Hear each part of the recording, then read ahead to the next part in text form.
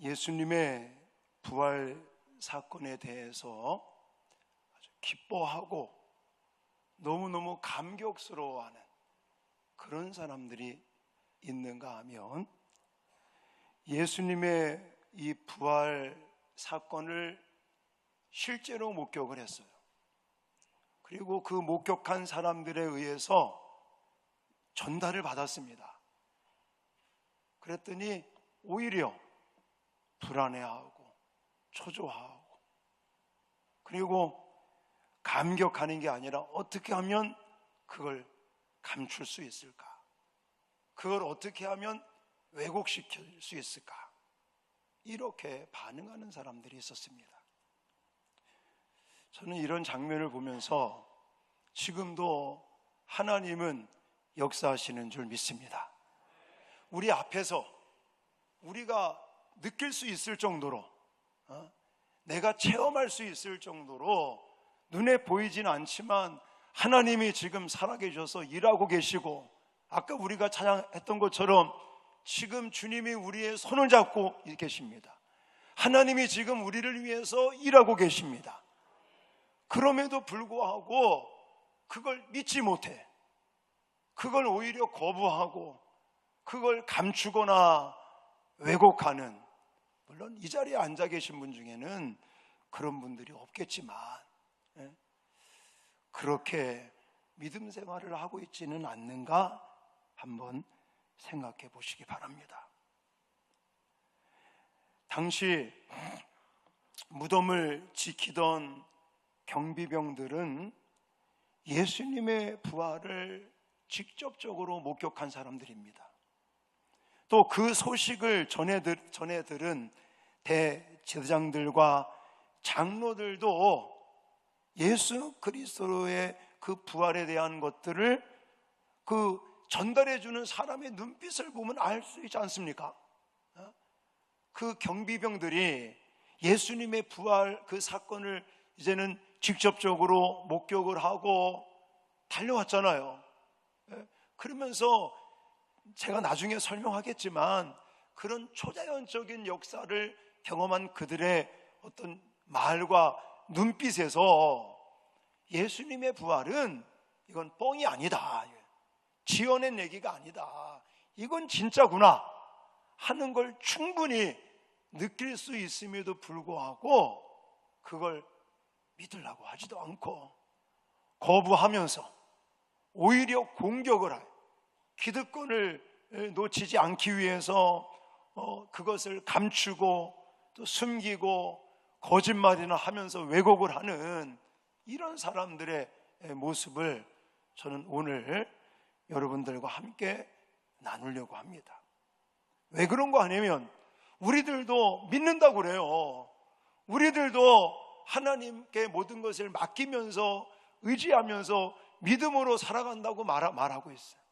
그리고 우리 앞에 우리의 이 삶의 현장 속에서 하나님의 손길, 하나님의 일하심, 하나님의 역사가 계속 진행되고 있는데, 나는 그거에 대해서 전혀 무감각하게, 또 하나님의 역사가 내 앞에서 진행되고 있음에도 불구하고 나는 그것을 말로는 믿는다고 말하지만, 주일날이 되면, 일요일이 되면 이렇게 예배당에 나와서 예배를 드리면서 예수님을 믿는다고는 말은 하면서 실제로 삶의 현장 속에는 믿음이 없는 사람처럼 반응하며 살아가는 우리의 모습은 아닌지 한번 생각해 보자는 것입니다. 우리는 본문을 통해 경비병들과 대제사장들과 장로들이 지금 이 마지막 순간에도 예수님은 분명히 살아나시고 부활하셔서 역사하고 계시는데, 그 진리를 거부하고 왜곡하고 하는 이런 사람들이 왜 이렇게 됐을까? 왜 이렇게 되는 걸까? 이 부분을 여러분들에게 소개해 드리려고 합니다. 자, 먼저 본문에 직접적인 단어는 나와 있지 않지만 저는 이들이 영적인 무지함, 영적인 무관심, 영적인 무감각 속에 살아가고 있기 때문에 그렇다라고 말씀드리고 싶어요. 자, 무덤을 지키던 경비원들은 예수님의 부활의 그 현장에 있던 사람들입니다. 예를 들어 그 사람들이 잠자고 있는데 예수님이 부활하신 거 아닙니다. 자, 오늘 본문은 아니고요, 지난주에 우리가 봤던 본문인데 2절부터 4절 말씀을 같이 한번 읽겠습니다. 시작. 가 하늘로부터 내려와 돌을 굴려내고 그 위에 앉았는데 그 형상이 번개 같고 그 옷은 눈같이 희건을 지키던 자들이 그를 무서워하며 떨며 죽은 사람과 같이 되었더라. 아멘. 아멘. 여기 모니터 좀 올려주시겠습니까? 예. 자, 보세요. 지금 경비병들은 지키고 있는 거예요. 근데 어떤 일이 벌어지고 있어요? 지진이 막 일어나는 거예요. 큰 지진이 막 일어나면서 하늘에서 천사가 내려오는데 그 형상이 뭐 같다고 그랬어요? 번개 같고 그 옷의 희기가 얼마나 흰지, 하얀 옷과 같은 그런 현상들을 지금 이 경비병들이 보고 있는 겁니다. 오늘 본문의 4절을 아까 읽은 본문 중에 4절에 보시면 무서워서 떨며 죽은 사람과 같이 되었다. 저는 이것을 어떻게 해석하고 싶으냐면 아주 정말 엄청난 지금 현상을 보는 거잖아요. 막 지진이 일어나죠. 하늘에서는 막 번개 같은 하얀 옷을 입은 천사들이 막 내려오면서 또 그 돌 무덤을 막고 있는 그 돌 문이 이게 싹 열리는 이런 사건을 보니까 쉽게 말하면 기절을 한 거예요. 충격을 받고 잠깐 의식을 잃었다라고 저는 해석을 합니다. 죽은 사람과 같이 되었다라는 이 뜻이 그런 현상들을 보면서 경비병들이 그걸 보고는 깜짝 놀라서 기절에 자빠진 거예요. 자, 경비원들이 잠자고 있는 사이에 예수님이 부활한 것도 아닙니다. 나중에 뭐라고 말합니까? 잠자고 있는데 시신을 훔쳐갔다. 말도 안 되는 얘기예요. 여러분 생각해 보세요. 예수님께서 체포당하시고 십자가에서 못 박혀 돌아가실 때 제자들이 어떻게 했던 제자들입니까? 베드로는요, 예수님을 3번이나 저주해 가면서 부인했던 사람이에요. 나 저 사람 모른다. 너 예수와 같은 당이 아니냐? 아, 나 모른다. 저주해 가면서 나는 예수와 전혀 관계없는 사람이라고 3번이나 부인했던 사람이 베드로입니다. 왜 부인했습니까? 자기 불이익을 당할까 봐, 혹이나 자기가 예수님처럼 당할까 봐. 다른 제자들은 어땠습니까? 다른 제자들도 예수님께서 유대인의 왕으로 등극하시면 자신들이 어떤 한 자리씩을 차지할 거라고 기대를 했는데 예수님이 그냥 맥없이 아무런 저항 없이 힘없이 잡혀서 끌려가고 십자가에 매맞다가 십자가에 죽는 그 모습을 보면서 모든 제자들이 죽는 데까지 따라가겠습니다라고까지 얘기했던 모든 제자들이 다 고향으로 도망가 버렸어요.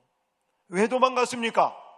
자기들도 혹이나 예수님처럼 그런 어려운 일을 당할까 봐. 자, 이랬던 제자들이 어떤 이유 때문에, 무엇 때문에 예수님의 무덤가에 와서 그 시신을 훔쳐가겠습니까?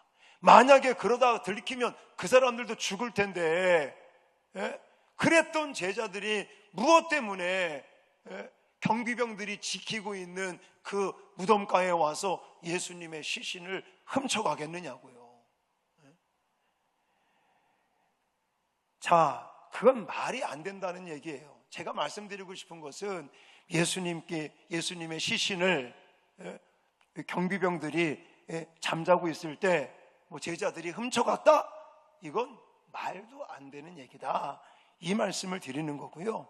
지금 이들이 예수님의 이 부활의 진리의 사건을 목격하고 그것을 그 사람들에게 들으면서 믿지 않고 거부하고 왜곡하고 하는 그 이유는 무엇이냐? 영적인 무지함 속에 있는 영적인 무관심, 영적인 무감각 때문에 이렇게 거부하고 왜곡까지 거짓말까지 하고 있다는 것입니다. 경비병들이 무덤을 지키고 있던 중 제가 방금 말씀드린 것처럼 지진이 일어나고 또 하늘에서 천사가 내려오고 무덤을 막고 있던 문이 열려지고 번개 같고 옷이 흰 눈과 같이 흰 옷을 입은 천사들을 보면서 이 사람들이 잠깐 기절해서 의식이 없는 이때에 예수님께서 이제는 부활하는 그런 사건 속에서 이들이 깨어나 보니까 예수님의 시신이 사라졌거든요. 자, 이런 사건을 보면서도 이것을 믿지 않고 거부하며 왜곡하는 이유는 무엇이냐? 바로 영적인 무지함 때문에, 영적인 무관심 때문에 그렇다라는 것입니다.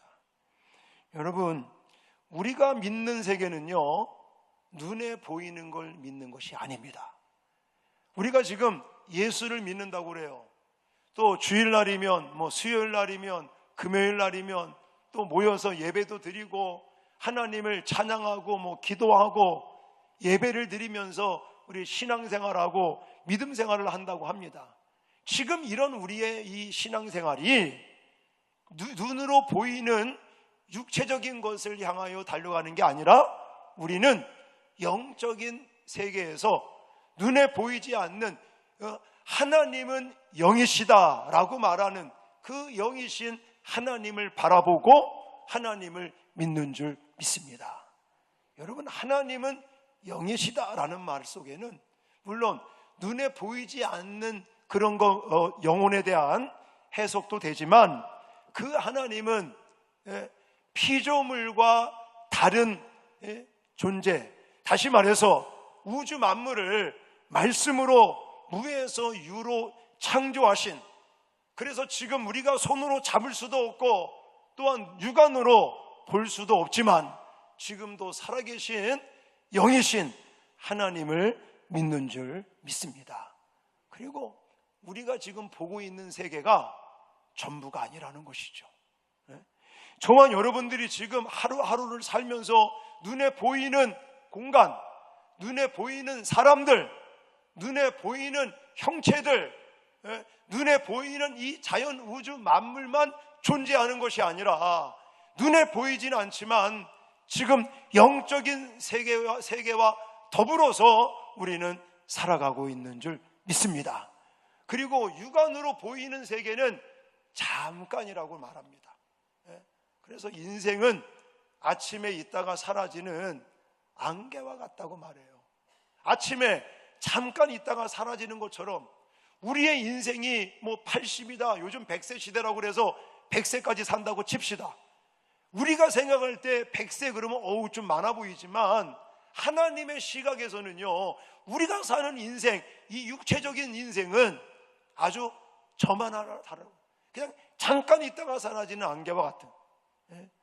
여러분, 이런 육체에만 마음을 빼앗겨 이 육체에만 집중하며 사는 그런 어리석은 자들이 되지 마시기를 주님의 이름으로 축원합니다.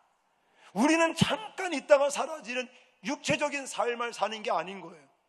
이 육체적인 삶도 너무나 중요하지만 우리는 이 육체의 삶이 그치고 난 다음에 끝이 없는 영원한 세계, 저 영적인 세계를 준비하며 믿음으로 사는 줄 믿습니다. 그러므로 저와 여러분들이 육적인 것 제가 필요 없다고 말씀드리는 거 아니에요.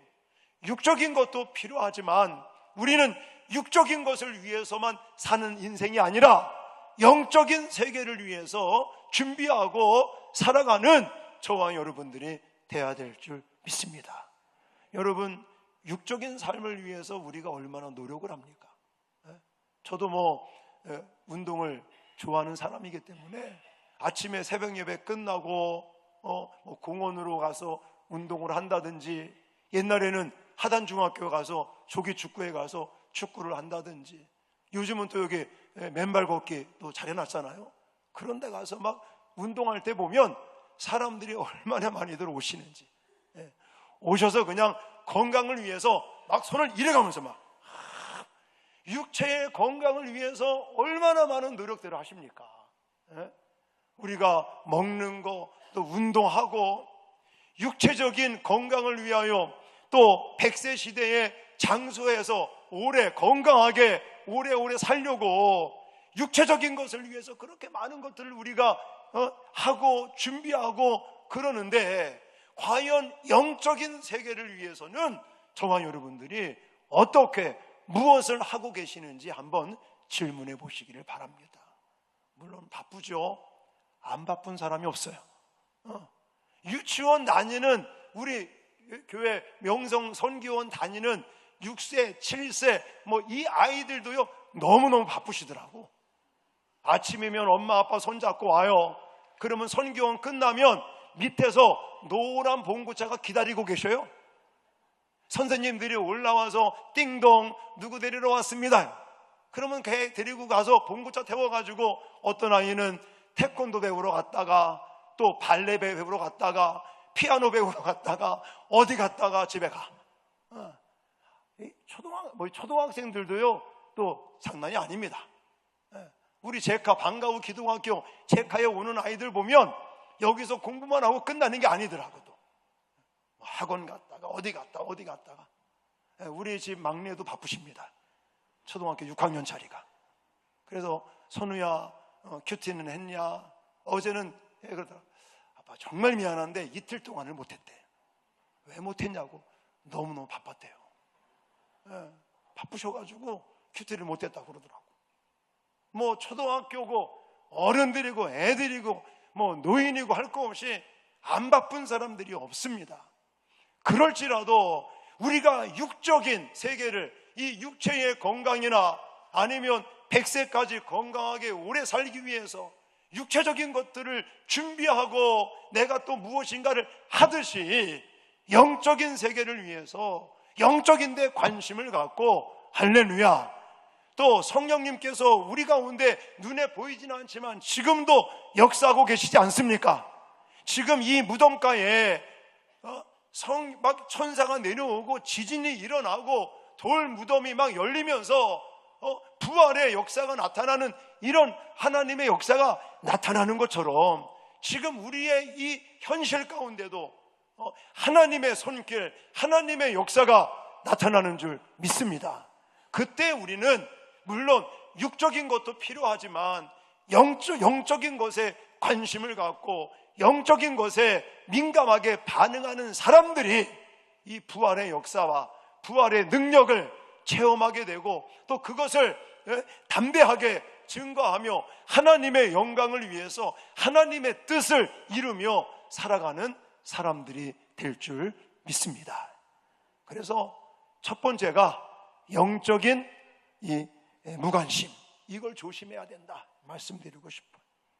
자, 고린도 후서 4장 17절에는 이렇게 말하고 있습니다. 시작. 우리가 주목하는 것은 보이는 것이 아니요 보이지 않는 것이니 보이는 것은 잠깐이요 보이지 않는 것은 영원함이라.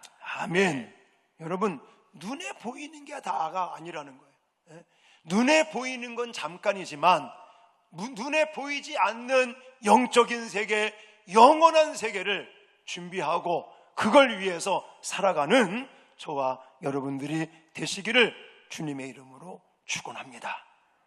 오늘 또 이 경비병들과 여러 제사장들 또 장로들이 부활의 이 사건을 지금 코앞에서 보고 있고 소식을 들음에도 불구하고 이 부활의 진리를 감추고 왜곡하는 이유가 어디 있느냐?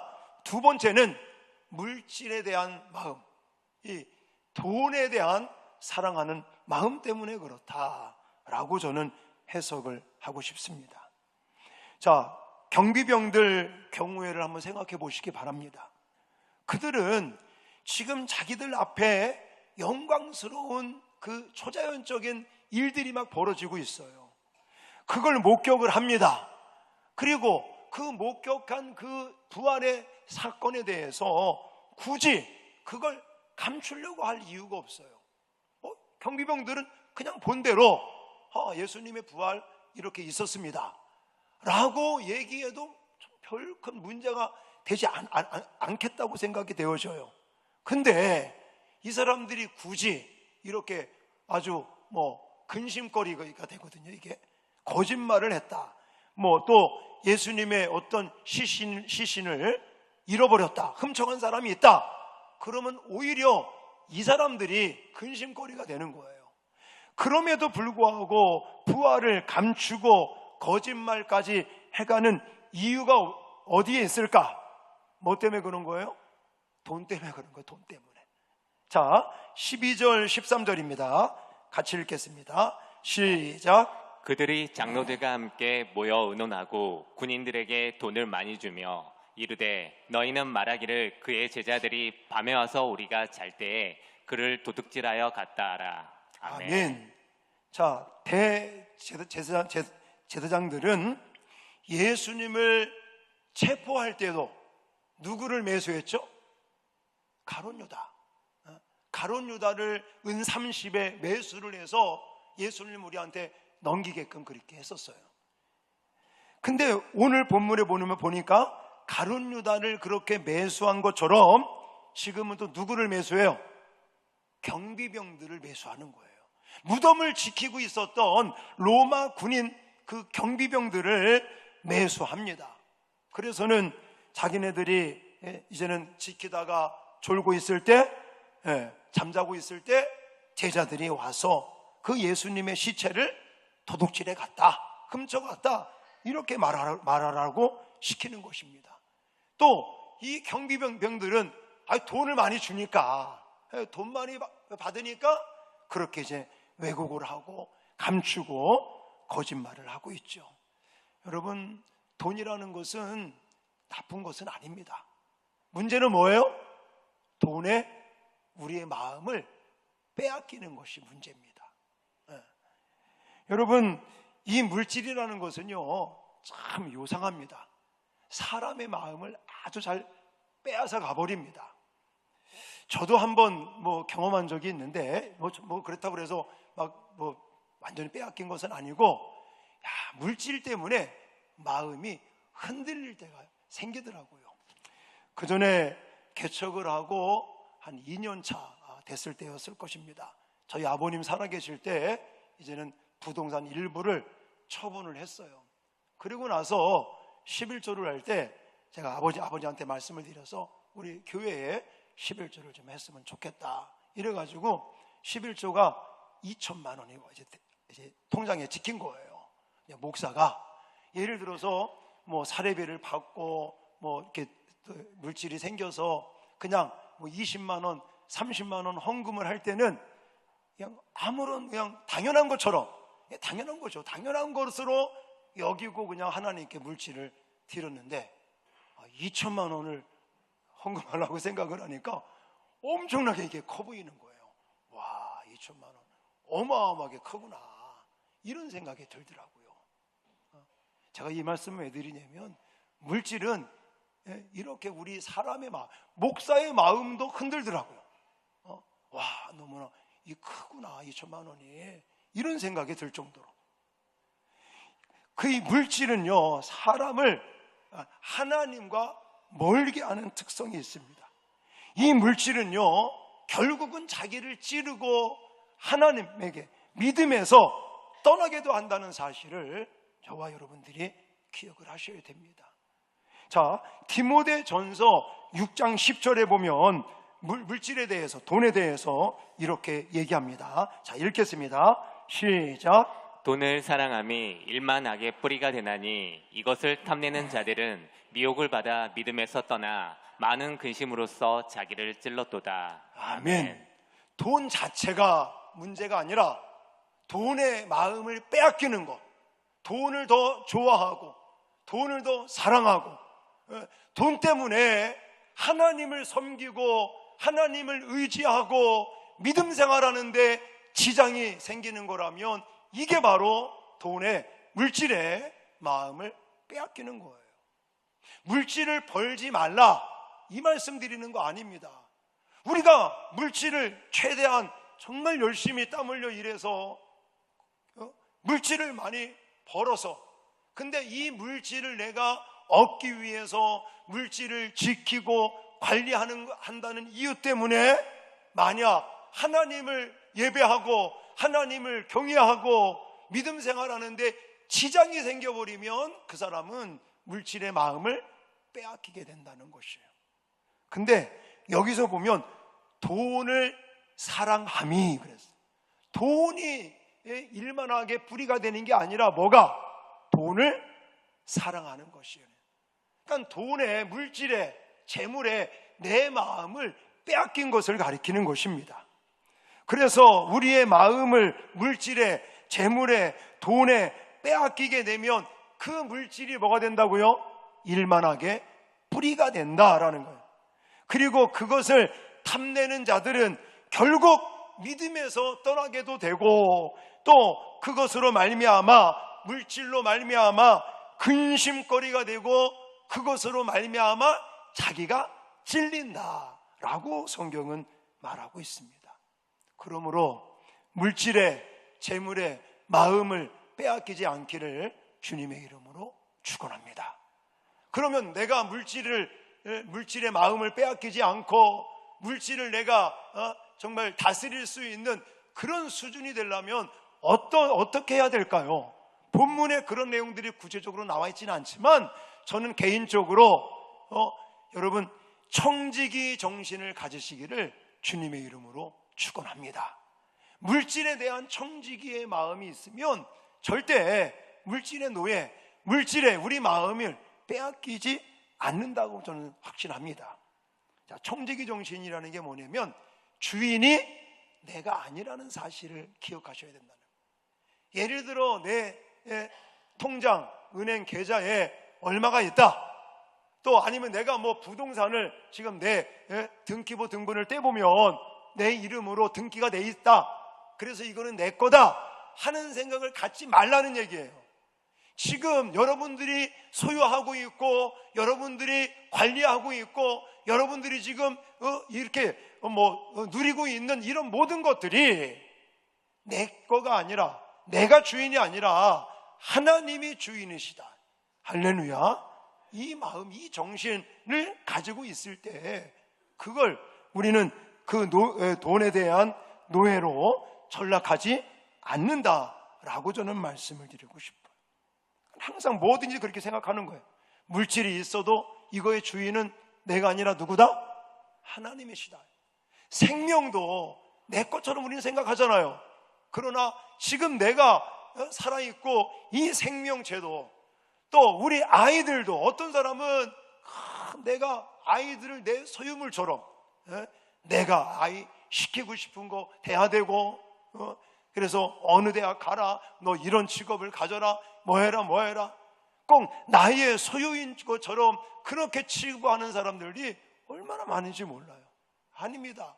자녀도 그렇고 내 생명조차도 내가 주인이 아니라 우리의 모든 소유는, 주인은 하나님이신 줄 믿습니다. 그 마음을 가질 때 우리는 노예가 되지 아니하고 주인이신 하나님의 뜻대로 그것을 관리하고 활용하기 위해서 애를 쓴다면 반드시 물질의 노예가 되지 않고 물질의 마음을 빼앗기지 않고 우리는 하나님께서 우리에게 관리하라고 해주신 모든 물질, 재물, 돈을 우리는 정말 하나님 뜻에 합당하게, 또 하나님 마음에 합하게 그것을 사용하고 그것을 다스리게 될 줄 믿습니다. 마지막 세 번째는요, 세상 권세를 의지했기 때문에 그렇다라고 말씀드리고 싶어요. 첫 번째는 뭐 때문에 이 사람들이 왜곡하고 감추고 그랬다고요? 첫 번째, 영적인 무관심, 영적인 이런 무감각, 이런 것들 때문에 그랬다. 두 번째는 물질, 돈의 마음을 빼앗겼기 때문에 그렇다. 마지막 세 번째는 세상 권세를 의지하기 때문에 그러는데, 자, 14절 말씀을 좀 보시기 바라요. 14절 같이 읽겠습니다. 시작. 만일 이 말이 청동에게 들리면 우리가 고나여 너희로 근심하지 않게 하리라 하니. 아멘. 자, 아까도 말씀을 좀 드렸는데, 당시 로마 군대의 규칙은 만약 내가 지키고 있다가 잠이 들었다? 이건 사형감이라는 거예요. 뭐 우리 남자들도 왜 군대 가서 경계 근무 서러 갔다가 왜 졸다가 걸리면 뭐 거의 그냥 뭐 이렇게 뭐야 그거 뭐라 그러지? 그거 이름도 까먹었네. 저도 한번 경계 근무나 갔다가 졸다가 걸려가지고요. 그거 뭐라 그러던데 거기 갈 뻔했어요. 갈 뻔했는데 대대장님이 황원규 일병은 군종병이니까 봐주자 이래가지고 군기교육대 한번 갈 뻔했다니까. 저도 경계근무 나갔다가 졸다가 걸려가지고 한번 애를 먹은 적이 있었는데, 왜 군인들이 지키고 있다가 잠을 잤다? 이거는 그냥 큰 이제 처벌을 받을 그런 형편이란 말입니다. 지금 이 경비병들도 그런 거예요. 그런데 지금 무엇을 언급하고 있냐면, 총독에게 들리면 우리가 권하여 너희로 근심하지 않게 하리라, 이렇게 말하는 거예요. 쉽게 말하면 너희들이 졸다가 시체를 분실했다, 잃어버렸다, 누가 훔쳐갔다, 이렇게 만약에 들리면 총독에게 처벌을 받으려고 할 때 우리가 빼줄게, 쉽게 말하면 그거죠. 내가 권력을 가지고 손을 봐줄 테니까 염려하지 말라라고 지금 이야기하고 있는 거예요. 이걸 가만히 생각하면 정치와 지금 종교가 유착되어 있는 거죠. 뭐 총독을 비롯해서 정치적인 지도자들과 또 신앙적인 종교적인 지도자들이 지금 유착이 되어 있는 거예요, 서로가. 여러분, 이런 것은 바람직하지 않습니다. 지금도 마찬가지예요. 신앙은 신앙이고 교회는 교회지, 교회가 정치꾼들하고 손잡는다? 이건 될 수가 없는 거예요. 그래서 우리 교회는요, 선거 때가 되면 뭐 구청장도 오고 뭐 국회의원들도 오고 막 오는데, 단 한 번도 우리 교회는 인사를 시키지 않습니다. 그냥 저 앞에서 아니면 밑에 로비에서 뭐 개인적으로 인사하는 것은 허용하지만, 자, 오늘 뭐 구청장 뭐 후보께서 뭐 어느 당 후보께서 이렇게 예배 참석했습니다, 박수 한번 합시다, 뭐 인사말 듣겠습니다, 이런 거 안 해요. 왜냐? 교회는 교회고 정치는 정치지. 정치, 세상의 권력과 어떤 하나님의 권세가 손을 잡을 수 있다? 아니라는 거예요. 오히려 초대교회의 모습을 보면 항상 세상의 권력과 하나님의 권력이 부딪히는 걸 볼 수가 있어요. 갈등을 일으킨단 말입니다. 그래서 초대교회 성도들을 볼 것 같으면 그런 갈등이 있었어요. 이제 예를 들어 뭐 사내들인 공의회 대제사장이라든지 장로라든지 아니면 사내들인 공의회 사람들이 막 너네들 전도하지 말라, 뭐 하지 말라, 이런 세상의 권력을 가지고 억압을 할, 그럴 때 초대교회 성도들은요, 그런 세상의 권력에 굴하지 않았습니다. 성경에 보십시오. 왕이 명령을 내립니다. 왕에게 절을 해라, 하나님에게 절하지 말라라고 이야기할 때 하나님의 권력, 하나님의 말씀을 따를 거냐, 아니면 세상의 임금 왕의 권력에 순종할 거냐, 이런 갈등이 있었을 때 우리 성경에 나와 있는 믿음의 선진들, 초대교회 성도들은 무엇을 선택합니까? 하나님의 말씀을, 하나님의 권세에 순종하는 것을 선택했습니다. 할렐루야. 그렇게 하면은 세상의 권력에 의해서 내가 불이익을 당할 것 같아요. 내가 하나님의 말씀에 순종하고 세상의 권력을 내가 등지면 내가 피해를 볼 것 같고 위험을 당할 것 같아요. 하지만 하나님이 지켜주심을 믿으시기 바랍니다. 여러분, 대표적인 사람이 다니엘이 아니겠습니까?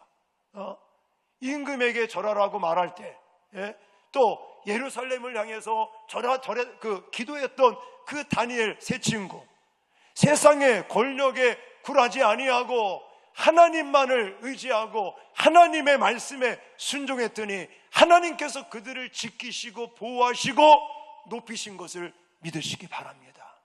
지금 우리도 물론 옛날 성경에 나오는 그런 내용들은 아니겠지만 우리는 순간순간 세상의 권력을 따를 거냐 아니면 하나님을 따를 거냐 이런 기로에 쓸 때가 얼마나 많습니까?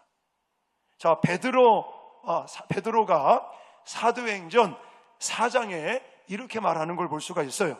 자, 같이 읽겠습니다. 시작. 베드로와 요한이 대답하여 이르되 하나님 앞에서 너희의 말을 듣는 것이 하나님의 말씀을 듣는 것보다 옳은가 판단하라. 아멘.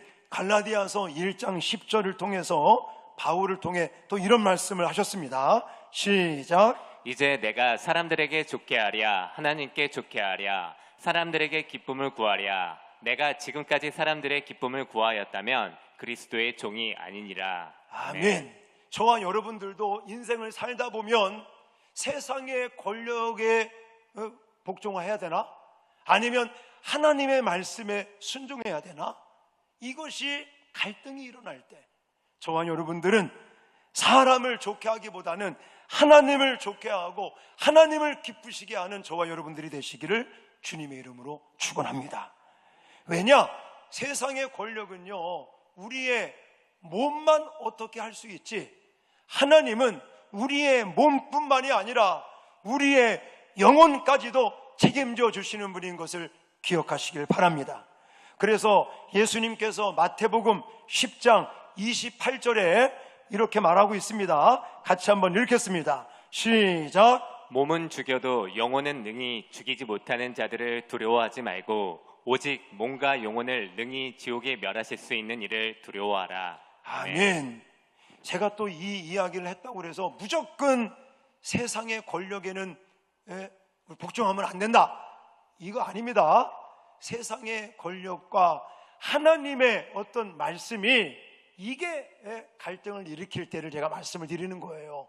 그때는 우리는 세상의 권력을 의지하고 따를 것이 아니라 하나님의 말씀에 하나님의 권위에 우리는 순종하고 따르는 저와 여러분들이 되어야 될 줄 믿습니다. 사랑하는 성도 여러분, 부활에 대해서 지금 사건을 우리가 다루고 있습니다. 예수님의 부활 사건이 지금 코앞에서 눈앞에서 진행되고 있었어요. 어떤 사람들은 그런 하나님의 역사, 하나님의 능력의 이런 사건들 앞에 감격하고 정말 기뻐하고 가슴이 두근두근거려서 제자들에게 달려가서 그 부활의 사건을 막 알려주면서 그렇게 흥분된 마음으로 예수님의 부활 사건을 반응하는 사람들이 있는가 하면 자신들도 예수님의 부활을 목격했음에도 불구하고 또 그것을 목격한 사람들에 의해서 들었음에도 불구하고 그것을 거부하고 또 그것을 숨기려고 하고 왜곡시키고 이러는 사람들이 있었습니다. 여러분은 어떤 사람들이 되겠습니까?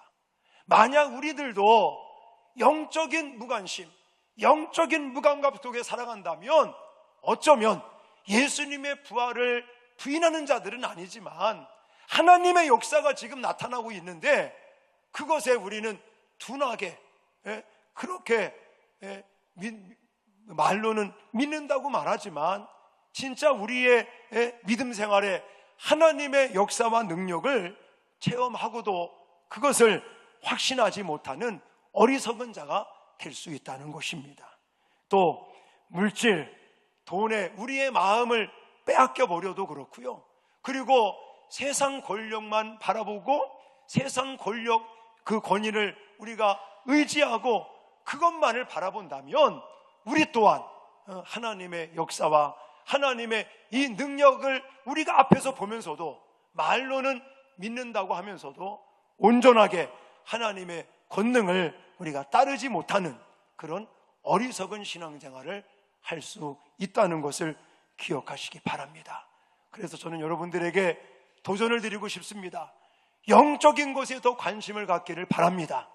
눈에 보이진 않지만 영성을 키우는데 힘을 쓰시기를 바랍니다. 아무리 바빠도 매일매일 예수님 안에서 예수님과 교제하시고 예수님과 소통하시고 예수님과 동행하시면서 여러분 영성을 키워가시기를, 더 깊이 있는 영성을 가지시기를 주님의 이름으로 축원합니다. 그리고 물질에 우리의 마음이 빼앗기지 않도록 늘 청지기 정신을 가지고 하나님께서 우리에게 관리하라고 하신 이 물질을 하나님이 기뻐하시고 하나님이 원하시는데 아름답게 사용할 수 있는 저와 여러분들이 되시기를 바라고, 무엇보다 눈에 보이진 않지만 하나님의 권위, 하나님의 권세만을 의지하시고 또 하나님의 그 권세 앞에 날마다 순종하며 살아가시는 저와 여러분 되어지시기를 주님의 이름으로 축원합니다.